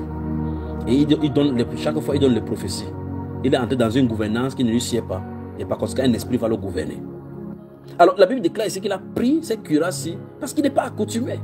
Dans la formation qu'il a, il doit rester dans le centre de formation et manifester les formations, les cours tels qu'il avait reçus là-bas. Il allait prendre quelque chose qui est étranger. Ne portez pas une cuirasse étrangère. Ne portez pas. Dis à ton frère, dis à tes frères, sa frère, dis-le ça. Mes bien-aimés frères, soldats, combattants, l'armure qui n'est pas la nôtre, les armes qui ne sont pas les nôtres. Laissons l'armure de Saul. Laissons l'armure de Saul à Saul. Laissons l'armure de Saul à Saul.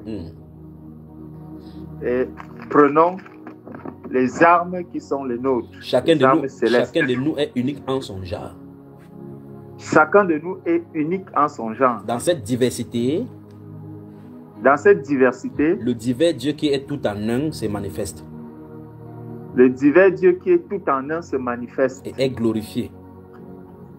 Il est glorifié. En ces différentes manifestations. Dans ces différentes manifestations. Que le Seigneur te bénisse. Continuons la lecture. Amen. Il s'en débarrassa. Dis à quelqu'un d'autre, débarrassez-vous de toute imitation. Débarrassons-nous de toute imitation. De tout ce qui n'est pas consistant avec la foi que Christ a donnée.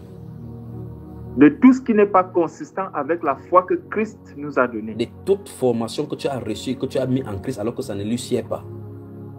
De toute formation que nous avons mis en Christ et que cela ne lui sied pas. De tout ce des bagages que tu as amenés de la théologie et des dénominations. Débarrasse-t'en.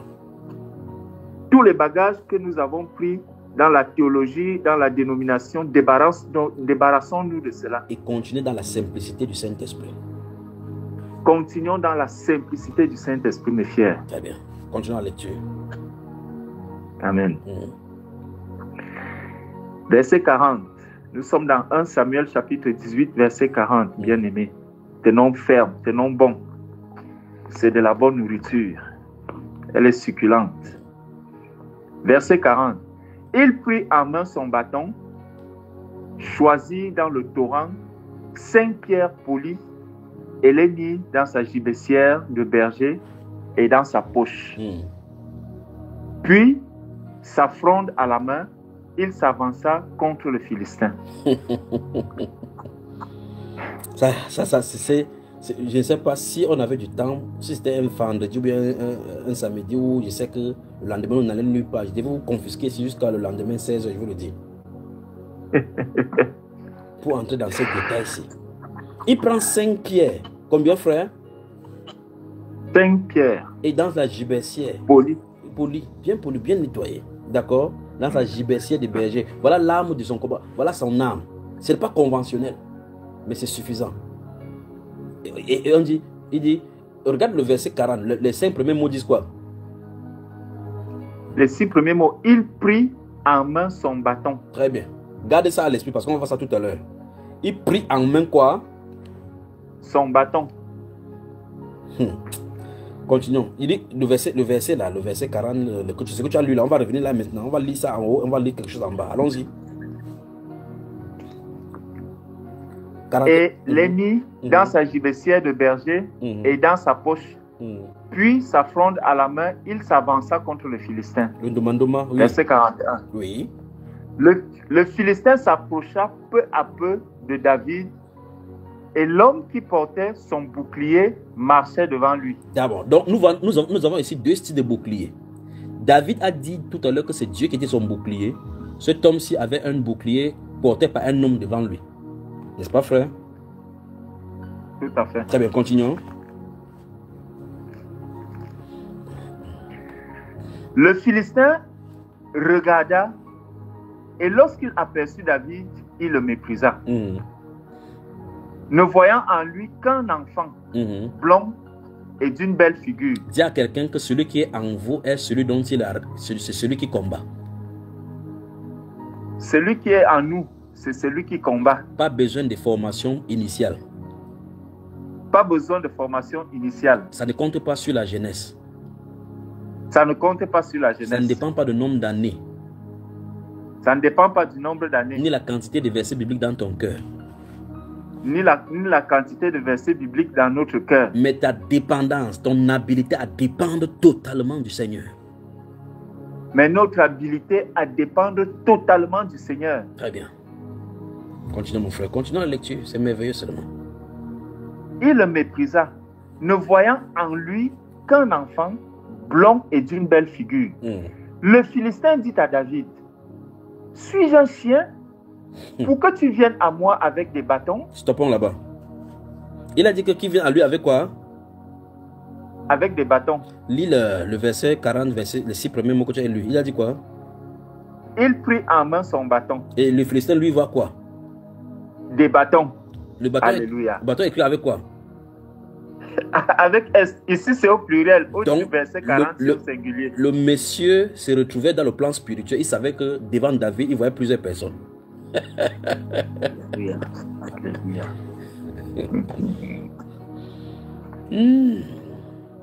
Ah, tu es grand. Suis-je un chien pour que tu viennes à moi avec des bâtons? On a dit en haut qu'il avait pris son bâton. Il n'avait que son bâton. Sa gibecier avec le front. Mais lui, il a vu le bâton au pluriel. Il avait dans les yeux qui tournaient ou bien il était dans les vibrations. Comment? Parce qu'un bâton, ça avait S, non frère? Un bâton n'a pas S. Maintenant, le point maintenant, c'est que dès qu'il a vu ça, il a compris que le garçon-ci était loin d'un esprit. Directement, il a amené le combat sur le plan spirituel. La suite des versets, c'est dit quoi? Et après l'avoir maudit par ses dieux. Stop. Tu as vu cela? Attends. Il a maudit par ses dieux. Mais si c'était un enfant, on n'a pas besoin de faire des imprécations, non, mon frère? Amen. C'est un chien. C'est juste quelqu'un qu'il faut botter comme un petit chien qui vient coller sur toi, comme une puce qui colle sur toi, tu enlèves rapidement, tu débarrasses. Mais le voici maintenant qui combat, qui commence à amener les choses sur le plan spirituel. On dit qu'il a maudit David au nom de ses dieux. Pas vrai? Amen. Donc le combat entre les Philistins et Israël était un combat d'ordre spirituel. C'est un combat de divinité. Wow. Tu as vu ça? Puis il ajouta, Wow. allons-y. Et il ajouta, viens vers moi et je donnerai ta chair aux oiseaux du ciel Oui. et aux bêtes des champs. Maintenant, suis bien. Comme David a appris maintenant qu'il a amené sur le plan spirituel, David va faire aussi quelque chose. Allons-y. David dit aux Philistins, tu marches contre moi avec l'épée, la lance et le javelot, et moi, je marche contre toi au nom de l'Éternel des armées, du Dieu de l'armée d'Israël que tu as insulté. Stoppons là-bas. Le monsieur marchait devant lui avec les javelots et autres là-bas. Qu'est-ce qui était devant David d'après ce que David venait de dire? David, lui, il dit qu'il marche contre lui au nom de l'Éternel des armées. Voilà. Et on a vu tout à l'heure là que ce nom de l'Éternel des armées marchant devant nous le combat est appelé quoi? Le bouclier. Le bouclier de la foi. C'est pour cela que David était imperméable, imbousculable, ingénable dans sa marche dans le combat. Voilà le secret. Alléluia. Et vous remarquez que ce qu'il avait cru, ce qu'il croit en lui, il le confesse dans le combat. Celui-là balance, il balance. Il a dit, je t'ai maudit par les dieux des Philistins. Il dit, toi tu viens contre moi avec les javelots, avec les boucliers que je vois là. Mais mon bouclier, c'est en l'Éternel. Donc j'ai placé ma confiance au Seigneur. Dans cet environnement-là, il se déplace sur le plan spirituel. Alors, frère, voilà donc le résultat. Tous les combats de la Bible où il y aura la victoire, le nom du Seigneur sera invoqué. C'est pour cela qu'il y a toujours la victoire. Les autres quittent pour aller combattre au nom du Seigneur, en laissant le nom du Seigneur, en se présentant. Nous ne sommes pas des boucliers. Il y a un seul qui est bouclier, c'est le Seigneur. Et son nom qui est la tour forte. On dit, le juste s'y réfugie. Donc dans le combat, quand il y a une situation, c'est dans le nom qu'il faut se cacher. Et voilà donc l'exercice, voilà donc ça physiquement fait. Ce n'est pas le rêve, c'est quelque chose qui s'est physiquement passé. Ça suppose que dans un corps à corps physique, on invoque le nom du Seigneur, l'adversaire est confus, la victoire est assurée. Amen. Sous Moïse, avec Aaron et Osée et Josué, fils de Caleb, Moïse était sur la montagne. Quand il levait la main, Israël battait. Quand sa main baissait, Israël perdait dans la bataille. Donc les choses physiques, les batailles physiques que vous voyez là, ce sont des combats d'ordre spirituel qui se répercutent dans les êtres humains. Il n'y a aucune guerre sur la terre qui soit normalement physique. Toutes les guerres sur la terre, aussi minimes soient-elles, c'est organisé. Les choses se bagarrent sur le plan spirituel. Ce sont les réorganisations de l'ordre sur le plan spirituel qui causent des choses sur la terre ici.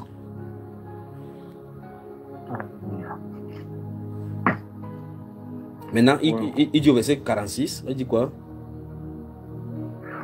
Aujourd'hui, l'Éternel te livrera entre mes mains. Mais je dis, et ce garçon, ce jeune enfant-ci, il s'est basé sur quoi même pour être aussi sûr comme ça? Ouais, voilà quelqu'un qui est sûr. Ce sont les choses comme ça qui font que quand tu as trop fréquenté, la question que je vais poser, c'est est-ce que l'État a même existé? Parce qu'en fin de compte, la chose est tellement évidente pour lui que on a comme impression que si tu réfléchis vraiment comme avec les esprits tordus des cartésiens là, c'est que tu vas te poser la question que non, c'est sûr que c'est une histoire inventée, ce sont des fables. Continuons mon frère. Il dit, je t'abattrai et je te couperai la tête. Aujourd'hui, je donnerai les cadavres du camp des Philistins aux oiseaux du ciel et aux animaux de la terre. Oui. Et toute la terre saura qu'Israël a un Dieu. Et nous voici aujourd'hui, on sait effectivement qu'Israël a un Dieu à cause de cela. Pas vrai, nous voici sur la terre en train de lire ça. Amen. Il a prophétisé même pour l'éternité. Continuons ici, mon frère. Et toute cette multitude saura que ce n'est ni par l'épée, ni par la lance que l'Éternel sauve. Oui. Car la victoire appartient à l'Éternel. Applaudissons pour et David. il vous livre entre nos mains. Applaudissons pour David. Il n'a pas dit la victoire appartient à Israël, ni à moi. Il a la victoire appartient à l'Éternel. Donc, amen, amen. On voit que dans ces combats, David en aucun cas ne s'est présenté. Dans aucun cas, il ne s'est présenté. Dans aucun cas, il a présenté le Seigneur et le nom du Seigneur était obligé de fonctionner comme il se devait. Le nom du Seigneur. Alléluia. Dieu a défendu sa cause parce qu'il l'honorait dans le combat. Et c'est pour ça que celui qui tient ses mains au combat, c'est lui qui tient le grand et le petit javelot. N'est-ce pas? Amen. Amen. Continuons la chose. Verset 48. Aussitôt que le Philistin se mit en mouvement pour marcher au-devant de David, David courut sur le champ de bataille à la rencontre du Philistin. Regardez même la réaction. Le Philistin lui marche, David court pour en finir rapidement. Le gars était fier pour le combat. Mais nous, on a déménagé où ici? La maman là c'est une sorcière.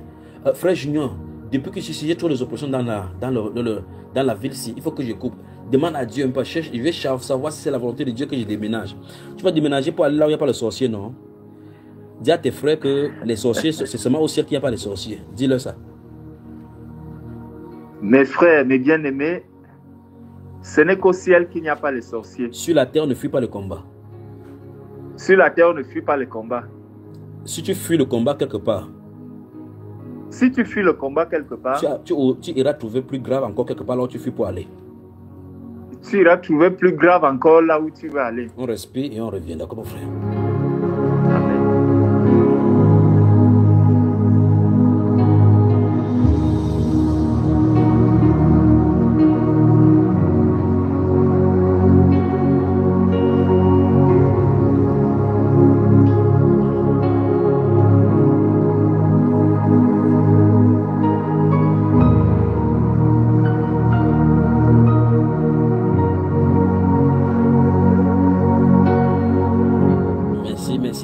Merci, grâce de baisser pour qu'on travaille, pour qu'on en finisse. Verset suivant, allons-y mon frère. Verset 49. 49. Il mit la main dans sa gibecière, il prit une pierre et la lança avec sa fronde. Il frappa le Philistin au front et la pierre s'enfonça dans le front du Philistin. Ici, qui tomba. Ici, on va parler de ces choses-ci la prochaine fois parce que moi-même, ça me dépasse ici. Donc, il avait 5 pierres dans sa gibecière. Il en a pris une seule. Il n'a pas dépensé 2 pierres pour lui. Il ne voulait même pas dépenser beaucoup de cartouches pour le tuer. Il prit la gibecière, il lance la pierre, ça entre dans son front. Ça entre, il tombe plutôt par devant, pas par derrière. Arrêtons la lecture là-bas et savourons un peu la musique. D'accord, mon frère? Amen. Oh. Sur toi, je ne compte que sur toi. Oh Dieu. Sur toi, je ne compte que sur toi. Sur toi, je ne compte que sur toi. Jésus, sur toi, je ne compte que sur toi. Sur toi, je ne compte que sur toi. Sur toi, sur toi, Jésus, je ne compte que sur toi. Sur toi, sur toi, je ne compte que sur toi. Sur toi, sur toi, je ne compte que sur toi. Sur toi, sur toi. Ma famille compte sur moi. Ok. Mon père compte sur moi. Ma mère compte sur moi. Moi je ne compte que sur toi. Oh. Ma femme compte sur moi. Mes enfants comptent sur moi. Tout le monde compte sur moi. Je ne compte que sur toi. Pour mon travail, je ne compte que sur toi. Pour mon mariage, je ne compte que sur toi. Tout le monde compte sur moi. Mes cousins comptent sur moi. Ma famille compte sur moi. Moi, je ne compte que sur toi. Ma femme compte sur moi. Mes enfants comptent sur moi. Tout le monde compte sur moi. Moi, je ne compte que sur toi. Moi, je ne compte que sur toi. Sur toi, sur toi. Jésus, je compte que sur toi. Sur toi, sur toi. Je compte que sur toi. Papa, sur toi, sur toi. Jésus, je compte que sur toi. Sur toi. Basusu bazo côté para papa na bango. Basusu tia confiance. Na mosala basala kana sineta. Na basusu bazo tia confiance. Na mosala ya banque. Basusu bazo tia confiance. Parce que bazaba président, qui président ici la cas, qui ministre ici la cas, Dieu soit ici la cas, mais Dieu ici la cas. Azale l'opélo bilibela na libela. Je compte que sur toi, Jésus, que sur toi, je compte que sur toi. Attends la lila la lelo. Je compte que sur toi. Attends la sangue blanc quoi connaître. Je compte que sur toi.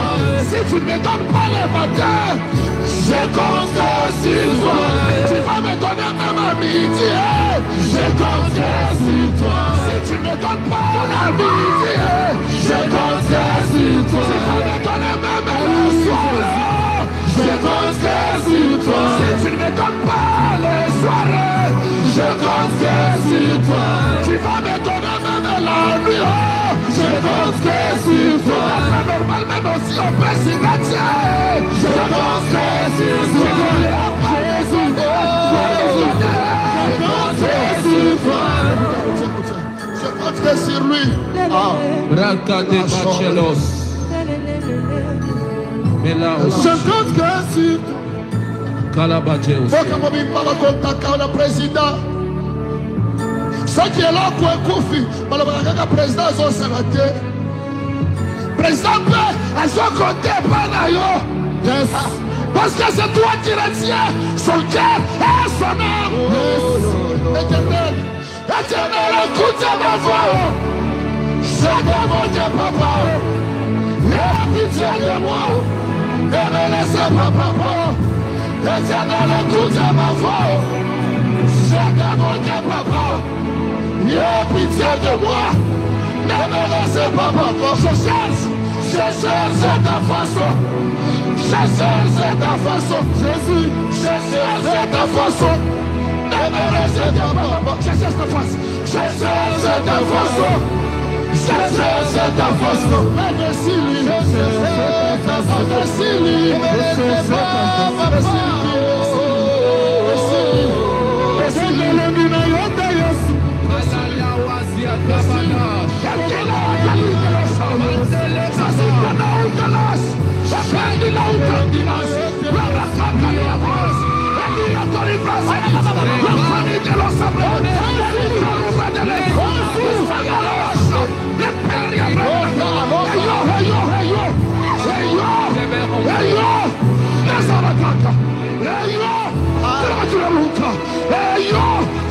mission.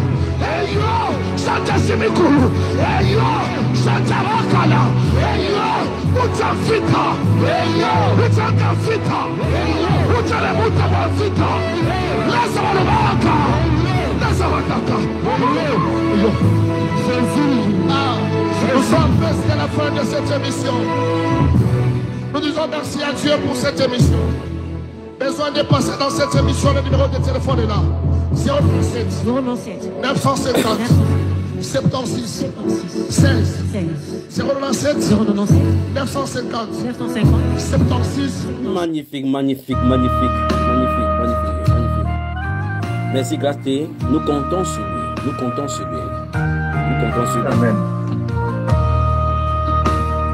Nous comptons sur toi, Seigneur.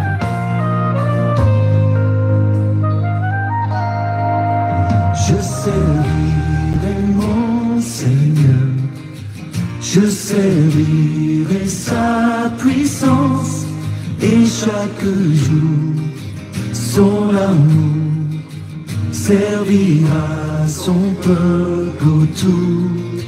Je ferai de ma faiblesse l'occasion de son secours et pas à pas se fera un chemin de vie en moi. Un instrument entre ses mains, nous que la voix du Seigneur dans l'écho de nos cœurs soit lumière, parole et parfum. Je servirai mon Seigneur. Seigneur, ce soir, tes enfants veulent réaligner leur foi pour te servir. Servir sur ta puissance, se rangeant en bataille, n'étant pas un peuple qui entend les cris de guerre et l'effroi leur saisir. Mais nous voulons marcher à la suite de David, notre patriarche, au modèle de sa foi, sachant, ô Dieu de gloire, ce soir que tu as rectifié et que tu nous as orientés vers le bouclier, qu'est le nom du Seigneur Jésus. Se fera un chemin de vie en moi. À l'infini, dans chaque instant, dans chaque geste en l'esprit, notre pas aujourd'hui, notre écart, notre roi, notre chant.